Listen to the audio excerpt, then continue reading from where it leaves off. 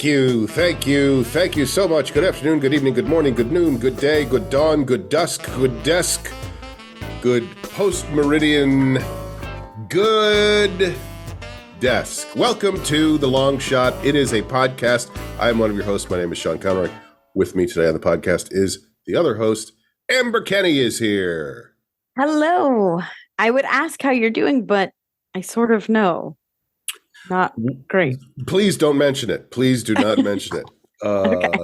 No, we talked a little bit before because I canceled on Amber yesterday. Well, we were always supposed to record on Tuesday because I was out of town. I feel better now about myself. Because I was like, I don't know what you're talking about, but okay. Right. That's right. I remember last week we talked about doing it on Tuesday, but of course I don't remember those things. So I thought we were supposed to do it yesterday. So I canceled because, and this is my excuse for not remembering the stuff that we had pushed it to Tuesday. I was on vacation with my family all last week. So that was a lot. That was a lot, every day, all day, every day, all day. How was the poker game? I lost all my money. Damn it. You're now wearing a barrel with two straps. Yeah. It was good. It was better than it had been the summer before. I don't know if I talked about this last week, but last summer we played with no stakes. So everybody had as many chips as they wanted and people were like going all in on every hand. And I was like, guys, this is not how the game works.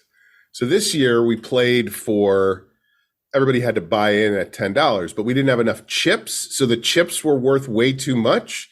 So you could drive people out of the game very quickly by betting way too fast. Mm-hmm. And a couple of people did that and ended up winning all the money. So it wasn't perfect, but it was better than it had been in the past. But I did lose all my, well, not all my money, but $10. So I still have $1 left in my bank account. Okay. But I have hopes that things will continue to improve because I felt like everybody was like paying a little bit more attention. Yeah. You know, and next year we'll be ready to have $100 buy-ins, and that's when I'll really start raking in. Oh wow! This is a long con for you. Yes, I put the con in Conroy. I'm gonna. Speaking of con, very exciting news this week. Donald Trump indicted for the 4th time. So, as you know, that's been an obsession of mine for quite some time. I'm glad to see that they are reaping the rewards of their campaign. I think that this guy's a life. What an embarrassment to the country that this guy was president. I mean, he was a lifelong criminal who has just always gotten away with everything. And that's starting to end, I think. I think it's starting to end. Knock on wood. I know. There's a lot of doubt. A lot of people saying he's never gonna pay the proverbial piper. But I think this is not going to go well for him ultimately, you know?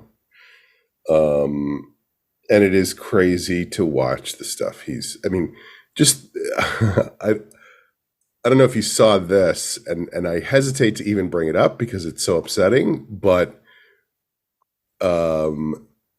he posted a thing on social media today about, and I'm not going to be able to quote it correctly. All I can say is it was about how in Georgia they went after the wrong people. They didn't go after the people who rigged the election, who cost him the election. We've got to get those riggers. No. Not kidding. So. Not good. Yeah. Cool guy. Cool guy. Not that we didn't already know all that, but like it just gets worse and worse. Like he always one-ups himself. Yeah, there's this thing like it's like there is no bottom with this guy is a thing people were saying in like 2016 because they couldn't believe how far he was going. And now here we are 7 years later and he's still going, deeper. When they go low. Yeah. When they go low, we go lower. All right, so we always start the show with a segment that we like to call checking in. So let's start today. Well, we talked a little about my vacation. Why don't I talk a little bit more about? We didn't even talk about why we brought it up in the first place, that I was so sick. So we'll get to that in a moment. But let's talk about my journey home from Virginia, which was just a nonstop delight from the word go. I had to fly from Norfolk, Virginia to Atlanta, and then from Atlanta to Los Angeles. And I don't know if you know anything about my experiences with the TSA. I'm not a fan. So No. I was going through security at the first airport, at the Norfolk airport. Very sleepy little, it's like a guy with a fishing pole sitting behind a Right. barrel, They know everyone's first name. they're whittling. Yeah. And my bag gets pulled aside and they're like, you got a bottle of something in there. You got a bottle of something in there. And it turned out what it was I had brought with me on my trip a bottle of suntan lotion. And I spoke with. Do you mean sunscreen, or do you mean like you were oiling up to get a suntan? Great question. Because I'm guessing it's the first. It was a bottle of baby oil. No, it was sunscreen. You're absolutely right. And I had spoken with somebody who said, the best, because I complain, like I don't like wearing that shit because it immediately gets in my eyes and it makes me insane. Like it's so painful and crazy, but it's not smart to walk around like I don't have the natural covering some people have of hair on the front of their head, so I don't want to like keep, So this person said use baby sun oil, suntan oil on your face. I love a tan baby. Yeah. Oh, some babies will knock you out with like the tan. Jersey really, Shore style. Makes the eyes stand out. But so I had brought this with me and it had been tremendously effective. I wore it every day when I went out. It was great. Nothing went in your eye. Nothing went in my eye. It could not have gone better. Swimmingly. And yes, but I had brought it with me on the way down there. It was no sunburns. No sunburn. No sunburn. As far as burns go, no. Well, because what I mean is like, yes, it didn't get in your eye, but No. You can't tell. Did what it was supposed to. You can't tell because of the lighting in here, but I'm very savage tan now because of the baby suntan oil and and no sunburn. So, but seriously, I was out in the sun all day, every day, and it was great, and it never bothered my eyes, and I never got a sunburn. Great. But my point is that I had brought it with me on the way down there, which somehow makes me that much angrier when they stop it on the way. Like I wanted to be like, but it was fine on the way down here, but that doesn't matter. It's just because the dipshits on the way down didn't notice it. Mm-hmm. So then this guy pulls it out and he starts talking himself out of it being he goes, oh yeah, you got this. And I just went, busted. You got me. And he was like, well, you're not supposed to have it in this quantity, but I guess they don't make it in a smaller quantity than this. It's just this is the smallest bottle and I was like, anyway. He's like arguing both sides. Yeah, that bugged the shit out of me. So then I get on my flight from Norfolk to Atlanta, and it's late. It's very late, and there's a very tight connection in the middle there. Like the plane Atlanta's a big, busy airport. Huge. Yeah. I told my brother that I was flying through Atlanta because I don't ever remember airport stuff.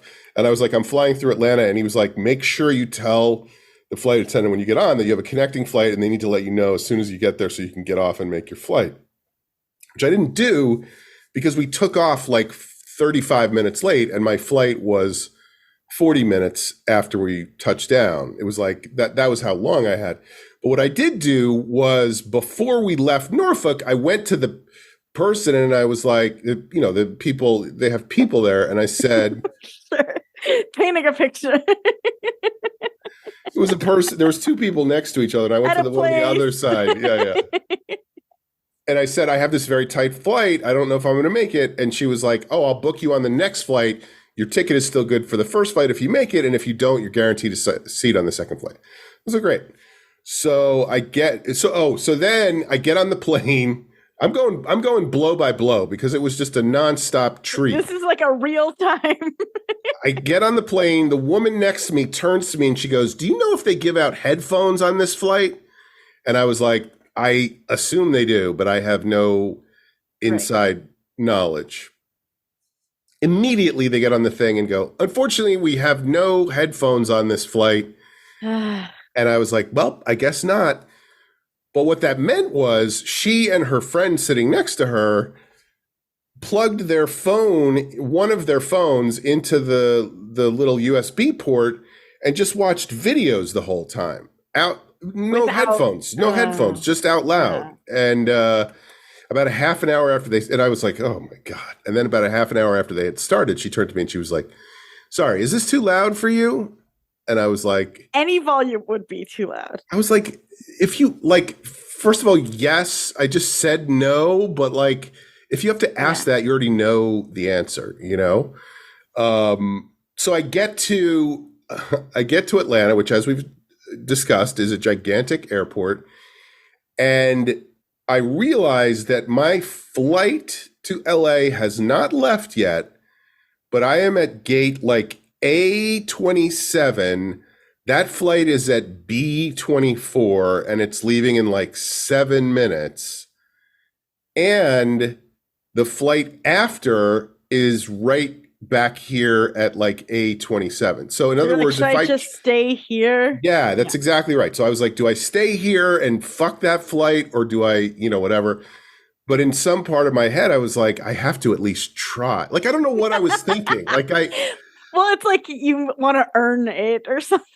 Or like I would get in trouble if I could have made it somehow. Like you're being lazy. Yeah. Now both. Right. They would go, you could have made it to the other one, so you're not going to get on this one, buddy boy. So I'm running through the airport.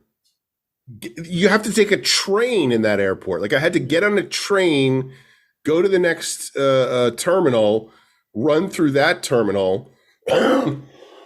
Excuse me. We'll get to that in a moment. And I get there and the door is closing as I get to the thing. There's nobody in the thing and the door is closing, but I made it. I get on the plane. Oh. I get on the plane and I go in and there's a guy in my seat. There is a guy in my seat. And I'm like, hey, I'm sorry. I think I'm 34C. You're in 34C. And he goes, yes. I would prefer to sit on the aisle so you can sit in the middle. And I was like, that's not how it works. Yeah, I was like, no. And so we went back and forth. He just sat there. We went back and forth for a few minutes. And finally, he gets up and he stands like the row behind and he goes, go ahead. And I was like, no, you're not understanding what I'm saying. Like, I get that you don't want to sit in the middle, but I don't either. So, and I always.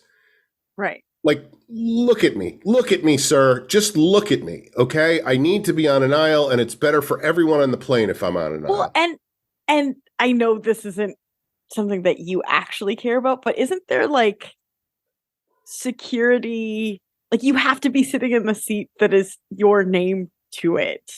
Oh, probably. I don't know. I don't know. Because then if there's a crash, they think that it's you and not them, or I don't know. I smell a movie. Ma'am, we're sorry to inform you that your husband is dead. But I just saw his ghost in the backyard. I'm not a ghost. But they do sometimes like go, okay, these seats are open so you can sit wherever you want. So I don't know what the deal is with that. But but he's standing behind and he's like, go ahead, please, please. And I was like, no, no, no. And this is where like the This is game. when you need like an authority figure to. Well, but no, no, no. But he had already changed the game in his head because finally I said, I'm not getting in the middle. And he was like, I know. I'm not either. My seat is up in the front of the plane. Like he was burning me by making sure I knew that he wasn't sitting in that middle seat. Like his seat was up towards the front. And I realized eventually that the reason he wanted to sit in that seat was not just because it was an aisle seat, but his wife was in the seat across the aisle from him. So he went and sat up in the front, and then later on in the flight, his wife started screaming at the person in the row next to her because because that person put their feet up on the seat next to her, and she was like, God. I don't want to see her feet. I don't want to see. And I realized. At first, I thought it was just some random person, but I realized later when the lights went on, I was like, oh, I think that might be her own mother that she's screaming at like that. So anyway, that was just a weird. It was all a weird thing. And then I said so there's a TV, they have one of those TV in the back of the seat. I don't know how they do that because I know TVs are big, and I don't know how you get seats that have a TV in them. Yeah. It's crazy. That is the magical part of flight. Who puts the TV in the seat? Yeah. But I was very excited because I was like, oh, I can just watch TV the whole time. So the flight attendant's coming by and I said, excuse me, are you guys going to be giving out headphones on this flight? And she goes like this. Oh, the caterers were supposed to bring those. I hope they did. And walks away. And like, I know what that means. Yeah. That's a soft no, preparing me for disappointment, Like end it with someone else. Yeah. So she leaves, and I was like, fuck. Now I have to. How could you not have goddamn headphones on a and then the guy next to me is like, so the middle seat is this guy's seat. So now he's in the middle seat. The guy that said go ahead. Different guy who came up as we were fighting and was like, oh God. Was like, I'm so sorry. That is and I was like, perfect timing, sir. Everyone has these accents. Yeah. they're all well, it was a United Nations flight. So anyway, he then after we had this whole thing with the flight attendant, he goes, excuse me, sir. And I was like, yes. It's like, I just opened these. Would you like these headphones? Oh, that's so nice. Yeah. So it had a happy ending after all, and I got to use headphones, and I got to watch. What did you watch? Anything good? What did I watch? No, I watched, you know what? One of my favorite movies is a movie called Snatch. Do you know that movie? Mm-hmm. Brad Pitt is in it, and Pat Sajak. Not Pat Sajak, but what's the guy's name? Who was a swimmer, and now he's in all the action movies. He was in The Fast and the Furious. Anyway, you know who I'm talking about. The guy who he was like an Olympic diver or something, and then he became an action star. Jason Statham. He was a diver? I think so. I think he was like an Australian diver or something. Not Statham, not Sajak. That was the. But anyway, Snatch is great, and that was the first Guy Ritchie movie I ever saw, and I was like, this guy is great. I love his movies. Then I watched Lock, Stock, and Two Smoking Barrels. I thought that was great. And ever since then, I've never seen something of his that I was like, oh, this is amazing. So this was a movie, and it's always, I feel like it's a problem when the director's name is in the name of the movie. Like they're trying too hard to sell it to you, even though like I don't know a lot of people who would be like, oh, Guy Ritchie's The Covenant. I don't know what the Covenant part means, but I want to see Guy Ritchie's thing. Of course, I was that because I was like, I want to see the movie that Guy Ritchie made. So they were targeting me directly. Anyway, it was Guy Ritchie's The Covenant, and it was about a guy who was a soldier in Afghanistan. His name was Jake Gyllenhaal. played by Jake Gyllenhaal, because it was a true story. I mean, that was clear that It was a documentary. yeah. And so apparently Jake Gyllenhaal was a soldier in Afghanistan, Mm-hmm. and Not his first time. Wasn't he Jarhead too? yes, yes, he was. Jesus walks with me. But he gets I don't know, beat up by the Taliban and very badly captured. I don't know how you can be badly captured, but he gets Not good. yeah, they're after him, and his translator. He has a translator. Like if he had a Yelp review, it would be Yeah. But he has a translator who he has an oppositional relationship with the guy. Like the guy he's translating, but he's not necessarily on his side, and they don't. And you never know if you're fully translating it. Right. He might have a bit of an agenda himself. At one point, he's trying to get information from somebody, and the guy is playing hard to get, and he gives him some money. Or Sergeant Gyllenhaal says, "Give him some money." And the translator gives him some money, and the guy still won't talk. And the translator says, "We need to give him a little more money, and he'll say what we want him to say." And Sergeant Gyllenhaal says, "No, we're not going to do that." And the translator gives him the money anyway, and the guy gives up the information. And Gyllenhaal is pissed because the translator, even though they got the information, usurped him. He overstepped his boundaries, and that's not what you are supposed to do in the field. There's a chain of command. So anyway, they're out with their guys. They get attacked. Everybody gets killed except for these two, Gyllenhaal and his translator. And the translator takes him. I couldn't tell. They don't show you the exact measurements in the movie, but I think it was like 7,000 miles he takes him on foot to save his life, to get him back to Bagram Air Base. And then, of course, Gyllenhaal is back in the States, and he finds out that the story of the two of them going 7,000 miles to escape the Taliban's after them. They're everywhere. They're hunting them, relentlessly. And they get away, and so this becomes a legendary story, and everybody's like, "Oh, these two got away from the Taliban. People can get away from the Taliban." So now Gyllenhaal is gone. Mark on that guy. Yeah. You got it. That guy is in trouble, and he's hiding, and he can't get a visa to get back to the United States. So it becomes Gyllenhaal's mission. First, he tries to go through all the appropriate channels. He's making lots of phone calls. He's drinking too much. He's yelling at people. He's trying to get this visa. This is a real play-by-play as well. Then he says, "Fuck it." He goes, "Fuck it. I'm going in myself." Of course he goes back to Afghanistan and just kind of casually strolls up on the guy. And he's like, "Hey, buddy, want to come back to the States?" I won't tell you the rest after that, but. And does it work? You can imagine. I don't want to give it away. No spoilers.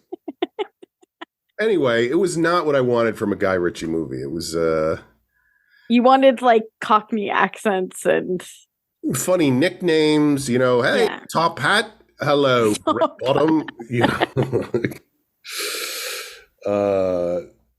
I wanted it's all like criminal conspiracies and who's scamming who, and these guys are trying to do this, but like in a kind of a comical, like over. There's always a comical, yeah. Like there was a guy in Snatch who was just trying to kill people, and you would think he was dead every time he showed up. Like they would shoot him like 10 times, and then cut to like 10 minutes later, and that same guy would just show up, and it would be hilarious every time because he was just so relentless. Anyway, it was not that. So I was a little bit disappointed, but it was a way to pass the time, better than nothing,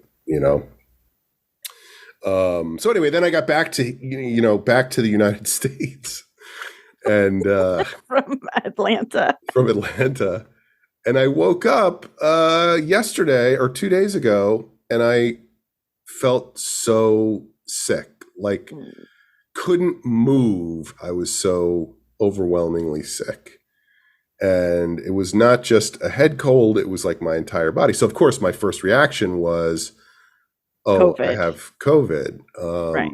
I had flown on those 2 flights with no mask on for the first time since the pandemic started.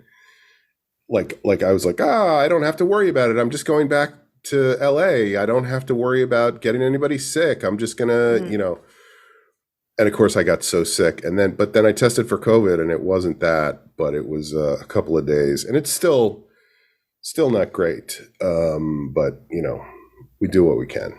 Anyway, I don't recommend Guy Ritchie's The Covenant. That's a weird name because I think of like, I don't know.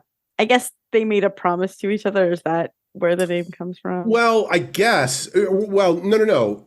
It's interesting you say that because they never say the word covenant. It never, comes up in the movie, except at the very, very end, after it's all over, the word covenant comes up on the screen, and then several definitions of covenant come up. Like the movie's completely over, but instead of the end, it just says the name of the movie and then a definition. So I think the first one was a bond. So these two apparently had a bond. And then it said James Bond, and I thought that was weird. Yeah, that's confusing. I would have gone. I should have watched that, but it made me realize, because one of the things I did while I was in Virginia was I talked to the people who were doing the closing titles for my short film. I went. Right. With them, and they're very cool. By the way, they're the titles. The people are weird, but the titles are very cool. Cockney accents and hello, brick bottom. But it just made me think about, like, you can do whatever you want in a movie. Like, you don't have to do anything, Like, Guy Ritchie was just like, we're going to put that word at the end. That's how I want the movie to end, Right. There's no hard and fast rules. Yeah. So anyway, the point is my closing credits are done, and it's time to get this. And they're cool. Yeah. But not the people. All right, Amber. Parting shots. Oh, okay. Checking in. I have a lot to check in with, so we'll see how much I get to. But this time last week, I was at SoFi Stadium seeing Taylor Swift's Eras tour, and it was incredible. It was incredible. Like, I've seen people online say that it seems like she maybe placed a spell on everyone who came to her show, because you can't stop listening to her music or talking about her or thinking about her afterwards. And it is so true. I was like a little bit of a fan of Taylor Swift. I got the tickets and I did a deep dive to make sure that I would be abreast. But now I'm like a deep Taylor Swift fan. It's crazy. It was really fun. I went with my friends Whitney and Tess, and I know Whitney and Tess. Yes, and Whitney lives in Orange County and is very pregnant. And we wanted to have the experience of getting ready together. So we got a hotel room in downtown Los Angeles and got ready together. And then from there went to the concert. A lot of cocaine, a lot of champagne. Yes. There was champagne. There's regular champagne and non-alcoholic champagne for both Whitney and I. Tess and I did some mushrooms, and it was really fun. I highly recommend going and seeing one of the most well-produced stage productions of all time in a packed stadium of happy, enthusiastic people on mushrooms. I feel like that would be a bad thing for me to do, only because I've never done mushrooms. So doing it in that situation, no, you need to start smaller. Right. I had like a micro dose, basically. I had a very little amount, but it was, some of this is going to be the mushrooms talking, but it is what it is. It felt like it enhances the experience. It felt like not spooky Halloween, because everyone there was. No, that doesn't make any sense. That's the mushrooms talking. Was very dressed up, but it was all pink, glittery, happy, sparkly, and it. I don't have words to express like how many people were there. It was breathtaking because they give you like a little wristband that lights up, and during the concert it lights up coordinated with the songs, and it's very cool.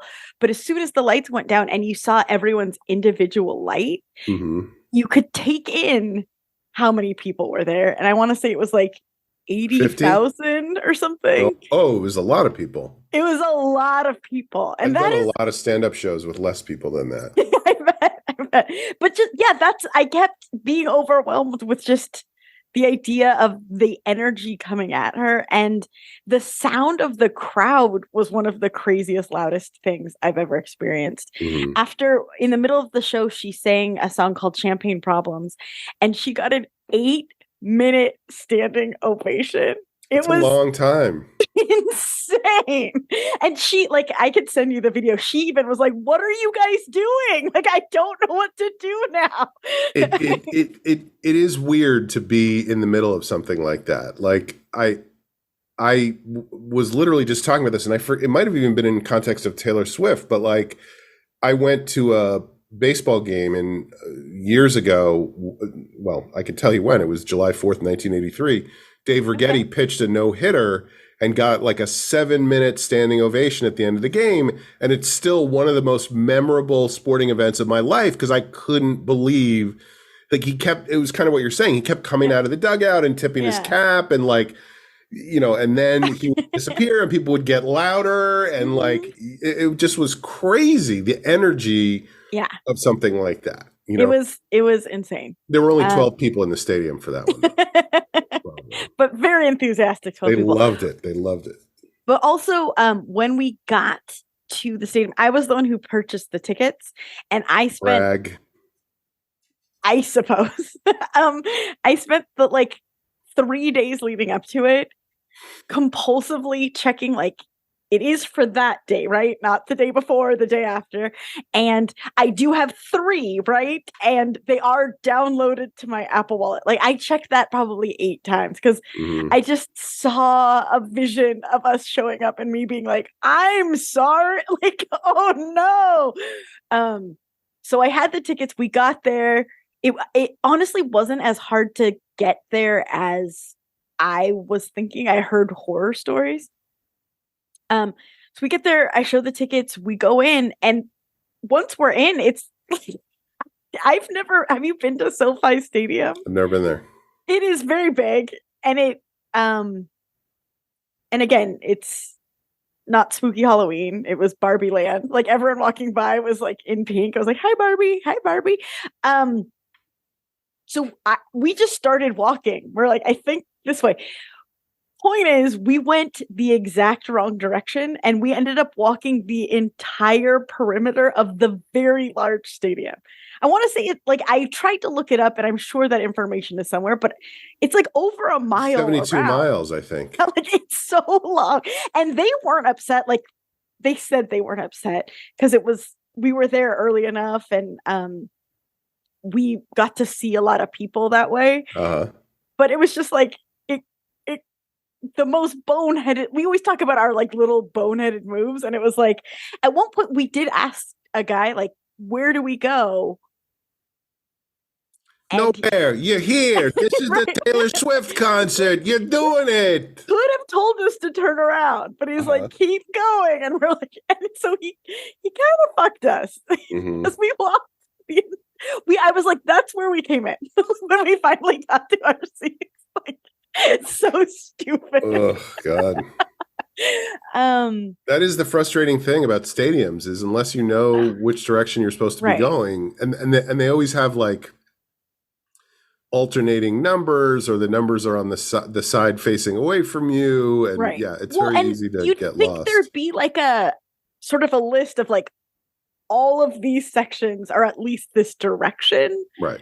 But no, you have to keep going. Well, and after a certain point, I was like, we clearly went the wrong way, but then we would be doing it twice. Right. So we have to just keep plowing forward. And yeah, the concert was incredible, amazing. like I said, when the lights went down and I saw each individual light and how many people were in the crowd, I instantly started crying. It's I very upsetting to be around that many people. well, and everyone was so happy and enthusiastic. Like Mm. it's a very unique, huge communal experience. Um, so I also just went on vacation. I went to the Taylor Swift concert. I went to work the next day, which was crazy. And then the day after that, Jeff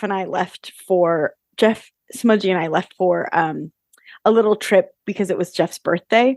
Ah, So it's been a crazy time, but I only bring that up because a lot of the towns that we passed through, like most of them, had a smaller population than the attendance of the concert I went to. Like, yeah. that's insane.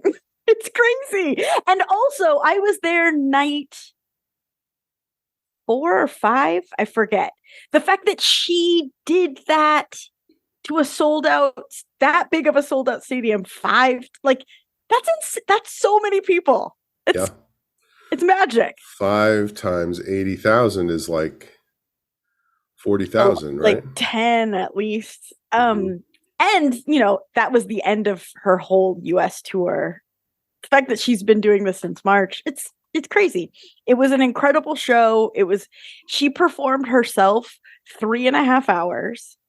That's what I was going to say. My niece told me the show was 3.5 hours long, and I was like, "Did she take any breaks?" And she goes, I think she took like a 4-minute break at one point, but it was just to change outfits. Like she wasn't." Well, that's what I was going to say. It was paced crazy. Like, because when I heard 3.5, I was like, oh, like, you've been to shows. It gets old after a while. Oh, I've been to shows that were 20 minutes long. It was old in minute 3. It was paced in a way where it always was building, but it also had like she built in perfect like kind of breathers so that the energy wasn't too, she put the money and the time in. I feel like she had the best lighting designers in the world, the best choreographers, the best everything, and it showed, and it was incredible. And also, she wrote every single one of the songs that she played those 3.5 hours. Right. And there was a ton of songs that people love that didn't get played in those 3.5 hours. Like, that's a prolific person. Anyway, I am a convert. I'm a Swiftie, and I'm so sorry. No, I mean, I've heard a lot of people talk about it, and I for first of all, I would like to see it, but also, I don't know. I think it's good to have things like that make you excited, like, I mean, I was talking about watching Dave Righetti pitch a no-hitter, and I always think about that with sports where people are like, oh, I see you like sports ball, right? Like you fucking ridiculous person for giving a shit about these professional athletes making millions of dollars. But I feel like things that you get excited about are worth being excited about. So why not, Right. I don't know when, like I'm, I don't know when she's coming back to town. I hope very soon because she's got a lot going on. But I feel like I missed out. So it's probably pretty easy to get those tickets. Yeah. Also, Tess was sitting next to there was a group of people, and it felt like a boyfriend or a brother. And we all just looked at her and were like, bummer. It was just such like a girl power experience. And he was like, it was fine. But it's just like, like you want to be sitting next to the girl with the friendship bracelets. Right. Dancing. No, I would go by myself to the Taylor Swift. I would just sit there everyone and smoke a big cigar and in the middle. Do like thumbs up, thumbs down after every song. I don't get it. Don't get it.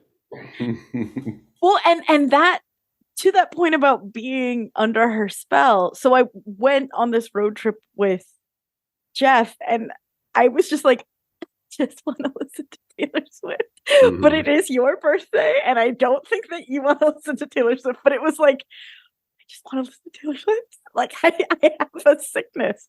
But I did, on the way back, I got him to listen to Folklore, which I think is my favorite Taylor Swift album. And I think you would like it too. And that's where she gets into like Rip Van Winkle and Ichabod Crane, all that kind of shit.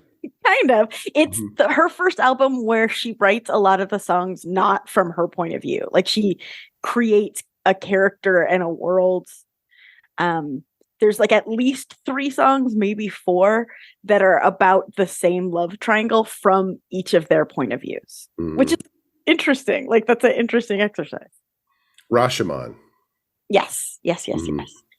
Yeah. And yeah, I had to go to work the next day, which was so stupid. Whitney and Tess took the day off, and they had that hotel room, and they were like going to the pool on the roof, and I was like, I should have taken the whole week off. But What at hotel work, did you stay at? the Ace. Oh, okay, got it. But it was my last week doing both jobs. Mm-hmm. And one of our big shows launched. So it felt like I couldn't just like piece out altogether. I needed to show up a little bit, but I was really kicking myself because it was also, I was exhausted and then I had to like scramble and pack for this trip. And I kept telling Jeff, I was like, I'm so sorry. Like normally I feel like I have a lot of mental energy and focus on prepping for a trip. Mm-hmm. And I spent all of that on prepping for Taylor. And then I was like, okay, put some stuff in a bag. Like, what are we doing? You know, like, yeah. It's hard to prep for 2 things at once. Totally. No doubt. Totally. But I'm jealous. I'm jealous that you got to see Taylor Swift and that I am going to have to wait until next month or whenever she comes back. Yeah. Maybe next Saturday. I'll look online, but we'll see. What else? Well, the trip itself, we went up north to Carmel by the Sea, which was absolutely lovely. So beautiful. I want to live there. I mean, that's the cliche, right? Everyone wants to move where they go on vacation, but it's just like the seaside town, but also very like woodsy and mountainous and best of both worlds. Yes, but whale watching and rock climbing. Yes, it being August in California, I was not prepared for the fact that our drive up, we were mostly in rain, which I was like, okay. And Smudgy doesn't love windshields. That's understating it. Windshields or windshield wipers? Windshield wipers. Yes, windshield wipers. okay. Yes. Thank because you I for think windshields are pretty convenient. Smudgy. Yeah. But he doesn't understand. Yeah. I guess so he was having a full-on panic attack meltdown most of the 6-hour drive, which wasn't 6 hours is a long time to be scared of windshield wipers. Yes. He finally just turned around and put his back to the front of the car, like maybe if I don't look at it, you know, which I thought was really cute. But it was a tough start. It wasn't the vibes we were going for. We wanted relax, happy, healthy, and everyone was like, let's just get there. But we stayed at this. But meanwhile, you were listening to not Taylor songs Swift. about a love triangle from all different points of view. No, that was on the way home. And I am the isosceles. But yeah, the house was really beautiful. Oh, so when we arrived, he's freaking out. We decided like we need him to at least the house we rented, the manager of the house wanted to meet us and show us everything. And we're like, great. So is this like an Airbnb type deal? Yes. Those people always want to get up in your shit for some reason. It's like they're lonely and they want to.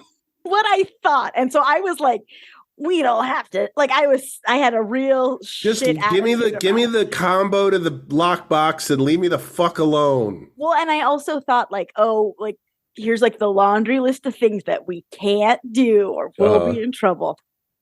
But also, so I have a dog that's like fully melting down, who's been in a car for 6 hours. So I was like, we need to stop somewhere first. We all need to pee, like all 3 of us, and just like stretch our legs so that we don't show up like absolute lunatics. And so we did that. When we got out of the car for all of us to like use the restroom, it was 65 degrees and so foggy, like pea soup foggy, where you could barely see in front of you. And I was like, summer vacation. Like, what's going on? Stay off the moors. Totally. And so we arrive at the house, and again, I'm like braced to like be, and I realized what happened was it was Jeff's 40th birthday, and so we splurged. And so we were just, it was the opposite. She was giving us the white glove treatment. Like she wanted to, we came in and there was like a snack basket and a welcome to our humble abode. Yes. And she was just like showing us it was the opposite. She was selling us on it. And we're like, oh, we're here. We like it. Like, and she was lovely and gave us like recommendations of hikes to go on and stuff like that. But the whole front of the house or back, I don't know. You enter a door and then the other side. I believe that's the middle. Was floor to ceiling windows. And she's like, usually it's a really great view. I'm so sorry because it's just fog. And so we're like, okay, we take your word for it. And she's like, wait, just give me 1 second. And she turns on the giant windshield wipers. And she's like, he's right here. And he didn't like that I just did that. But dogs can be persnickety at times. But it was a really lovely, sweet house. And then when we woke up in the morning and the fog had cleared, it was a spectacular view. It was like we were above the tree tops, and then below that was like the ground.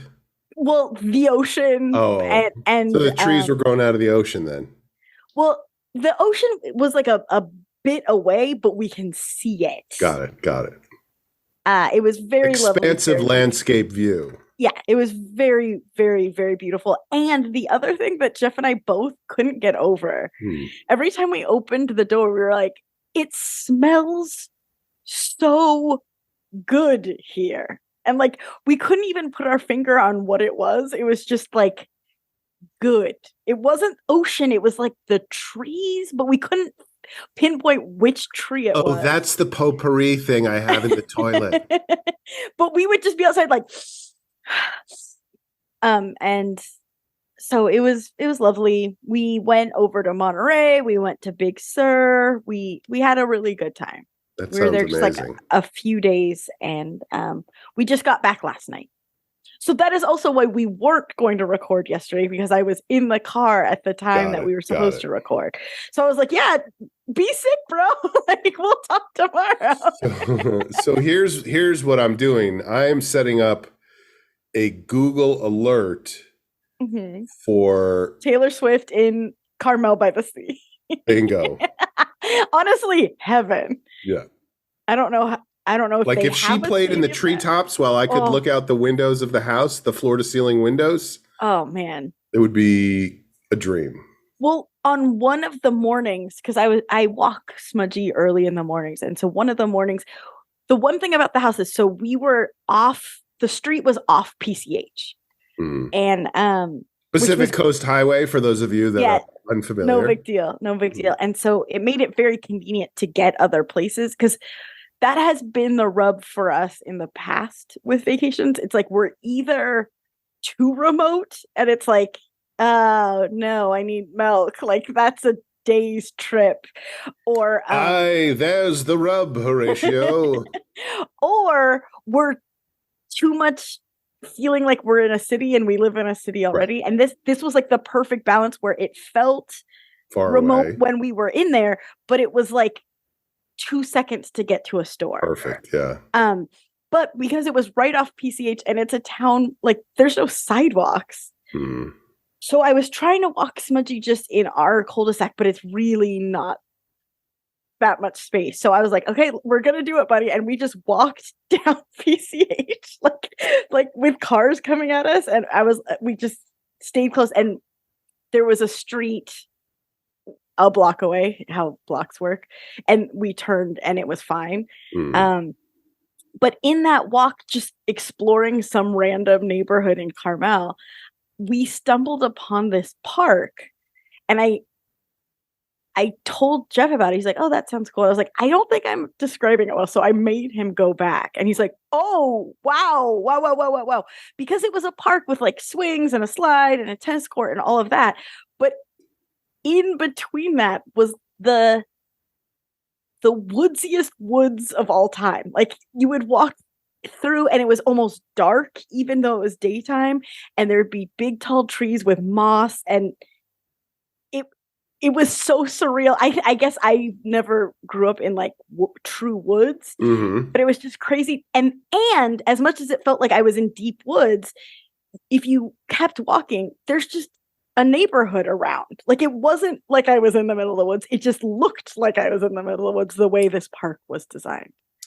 I think I understand what you're saying. I'm not quite sure, but it sounds like It was really did a magical. number on that. Yeah. Magical. Gary, we got all the equipment in the park. What else do you want us to do? Make it look like an old growth forest. I don't think they did that. I think there was a forest there, and they built Bring houses in around some it. ancient redwoods and some overhanging lichen. But yeah, it was a great trip. It was a great trip. I'm gonna try to hold on to at least one story, so I have a parting shot. That sounds great. I wish, I want to go. I want to go. I'm gonna You should go. look into it. Yeah. All right. Well, it's time for a segment on the show that we like to call Parting Shots. So let's start today with Amber. Yes. So Does she have anything left in the tank? our first full day on this trip, again, our house manager recommended this one hike and beach that Smudgy could go to. And so we're like, let's do it. And again, it was 65 degrees the day before. It was foggy. So we geared up for this day outing with like pants and sweatshirts, and like we might be really cold. And as soon as we got there, it looked cold. Are you bringing pants, baby? Yeah, gloves. And like, but I mean, like, instead of shorts, make sure you pack extra pants. As soon as we got, it still looked like it was cold, but we were hot almost immediately. And I guess it was the humidity factor and the fact that we were moving around. But she steered us right. We found this little beach that was so secluded and private. So we let Smudgy off the leash, and he just ran like a maniac and was so happy. We got sand in on the beach, Gary. Anything else? Let's make it an old growth beach. Bring in some redwoods. Gary, not again. Oh, and that day we were just walking, and I was like, that's a seal. Like, what? Hello? Yeah. So that was really fun. And we went for a really long walk. It was all very beautiful, but almost like borderline too long, in the sense that we were like dripping with sweat, so tired, so hungry, so thirsty. So we drove over to Monterey to have lunch. And it's like a touristy town with the aquarium and stuff. And we ended up finding some place to eat because we had Smudgy still. So it's like it kept being this math problem. Like, normally on a vacation, you just go to a restaurant, but we're like, okay, where can we either sit on a patio or take it to go and take it somewhere else, or, So we found a place that I really wanted a clam chowder bread bowl because that's what Monterey's known for. I found a place that did that to go, right on sort of the boardwalky water deck wharf. I'm guessing you were in the AP math class, because none of my word problems were like that. Yeah, it was a lot of adjectives. But as we were there, I think because Smudgy was so tired from this hike and the running on the beach, we discovered this on this trip. When he's really tired, his fears go up. Oh, and great. Yeah. And so we were on the boardwalk and he decided, I don't like decks. I don't like being on them. And that's what it all was. And so we were Mhm. like, okay. And because he would get really low to the ground. And it also breaks your, like, I don't want him To be having a afraid. panic attack. Yeah, yeah. Um, so we took it and we sat somewhere else where there wasn't. I don't think he likes if you can see underneath you, which is Right. kind of fair. Oh, Um, absolutely. it's freaky, but then we got home that day and it's not like a deck, but deck like the driveway is like wood planks. And he's like, I don't like that. I was like, you walked on it yesterday, today. Like he was like, nope, no, no, no, no, no. And Jeff and I were like, oh no, did we like permanently ruin Yeah. our Well, it's one of dog? those things where once you become aware of it, you see it everywhere, you know? You're like, how did I not notice this before? We're like, oh great, we're in a seaside town. There's gonna be Hmm. some like wood plank surfaces. Yeah. But we got through it. We got through it. And we went to a dog store in while we were in Monterey, and Smudgy got spoiled. The lady working there was like, does he want to try this? Does he want to try this? And we're like, sure, yeah. So of course we bought stuff because we felt bad. But yeah, he loved them. He loved these little cod cakes. Mm. Seafood. I love cod. I bet I would love them too. You love cod? Have you ever had cod? Yeah, it's like fish sticks. It's a It's the weird thing to best. love. It's fine. I have simple tastes. A man of simple tastes. But yeah, I guess that is my parting shot. I think it might be universal.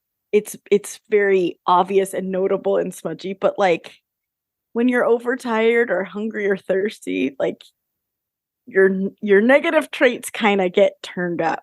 So just take care of yourself. Right. Self-care. Yeah. Self-care. I mean, I think that is the underlying theme of this entire podcast is self-care for the most part. So I'm gonna end with two customer service experiences just within the last couple of days. And the second of the two is my classic go-to. So I'll start with the first one, which happened at a place near me where I guess I was in from the East Coast, so I was up very early. I think it was Sunday morning, maybe, and so I was up. I mean, I literally was up at like 7:30 because I was still on East Coast time, and I wanted a breakfast burrito. So I called this place and I said, I would like, this is what you do when you call a place like that. I would like to order the bacon breakfast burrito for takeout, please.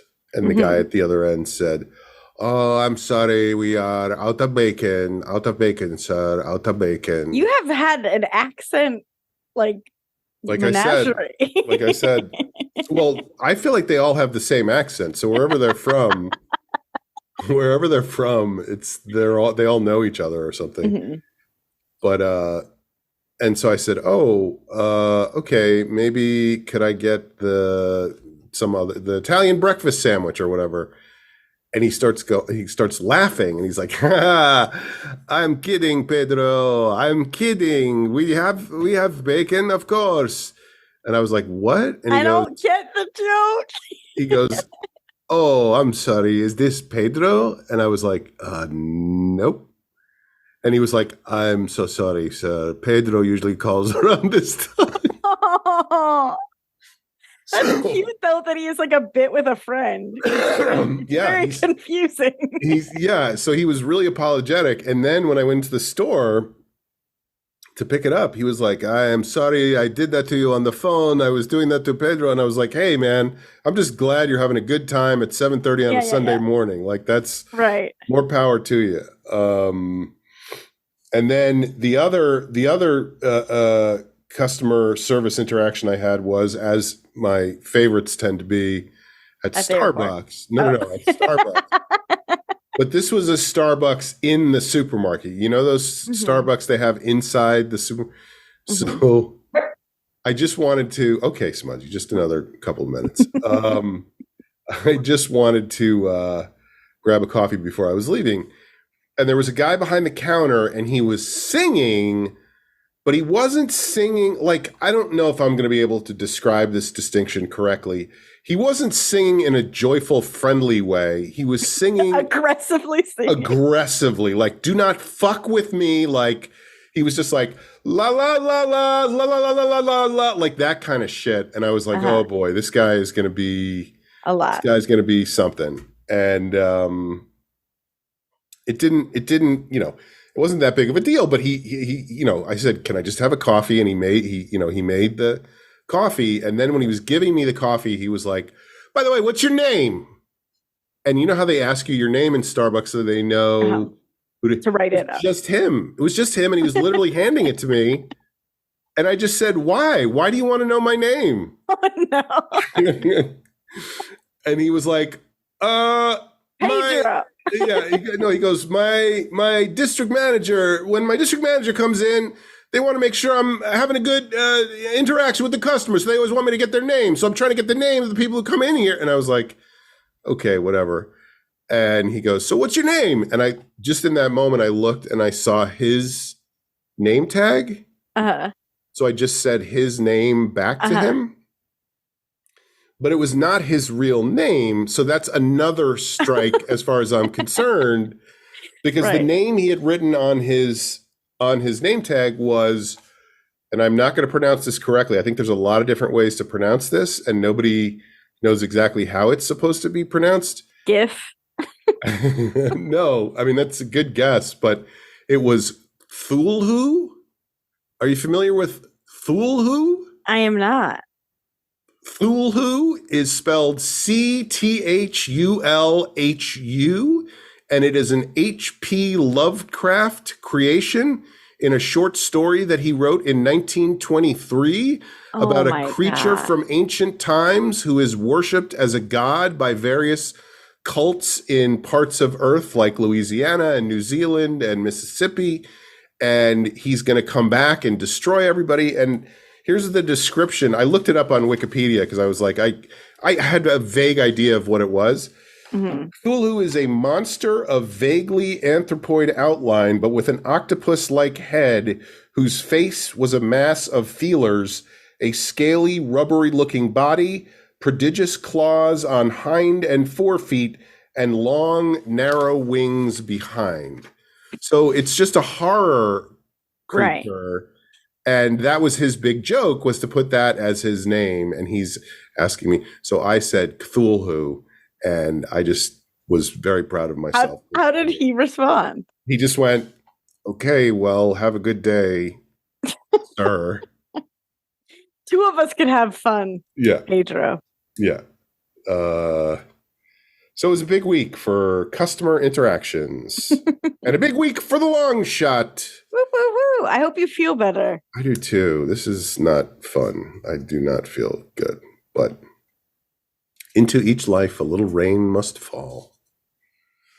All right, folks, hit the like and subscribe smash, and find us on Instagram at Amber Kenny. I don't know what Amber's Instagram is, but I know I follow her on Instagram. Cool. You should too. And we'll see you next time on The Long Shot. Bye-bye. All right. Let me do this. Shit, I just started to put us in breakout rooms. But have you considered the option of me laying flat on my back and crossing the wires on the dimmer so you don't expect my attack? I'm sure that you'll laugh when you read this. I'm sure you will sniffle and squirm. But I am the only survivor of your vicious 20-month term. So where does the time go, Marissa? And whatever took us so long? And which of us settled the science that proved all my theories so wrong? I don't suppose that was you.